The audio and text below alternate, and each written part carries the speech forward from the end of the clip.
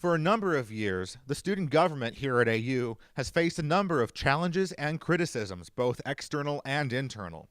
But this past summer, a number of SG executives and undergraduate senators came together to form a new proposal for a student association to replace the student government that students will be considering this fall. Student government is named a student government, and so it was designed to run like a government, and that's why it has three branches: a judicial branch, an executive branch, and a legislative branch. And the system as it is currently designed for conflict. We don't pass laws, we don't have police officers or a military. It's not a government. Rather, it's an association that's designed to promote interests and welfare of students.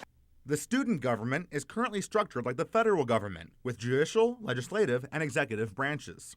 The judicial role is filled by a judicial board that reviews the actions of the SG. The legislative role is filled by the undergraduate senate, which sets advocacy platforms and internal policies for the SG.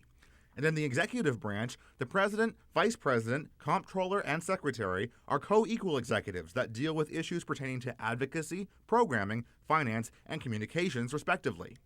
The Student Association proposal transforms the executive branch into an executive board, where all four of these positions become vice presidents of advocacy, programming, finance, and communications.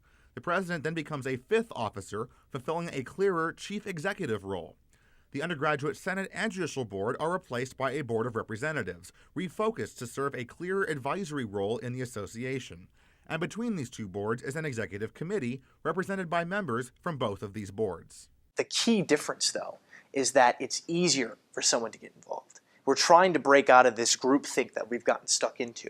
We've designed an organization that its sole function and purpose is to advocate and program, and to do so effectively and not get caught up in petty conflict. We've had a lot of different instances where politics really came up to the surface, and we're trying to reform the organization as quickly as possible because we know this is only going to get worse. It's going to be a snowball effect. SG President Emily Yu thinks the new executive structure will enable her position to be more efficient. You have the president overseeing a couple different vice presidents, and the new names for the titles are more indicative of what their roles actually require.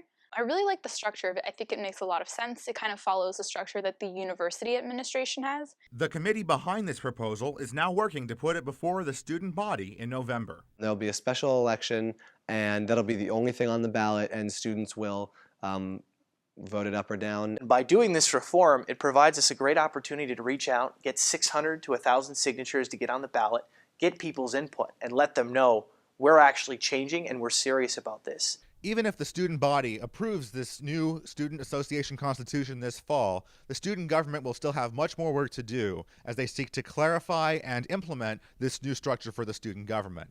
Even so, this represents a major step forward for the student government as they seek to improve their relevancy as the chief advocate for the students at American University. Reporting from the Mary Graydon Center, this has been Douglas Bell for ATV News.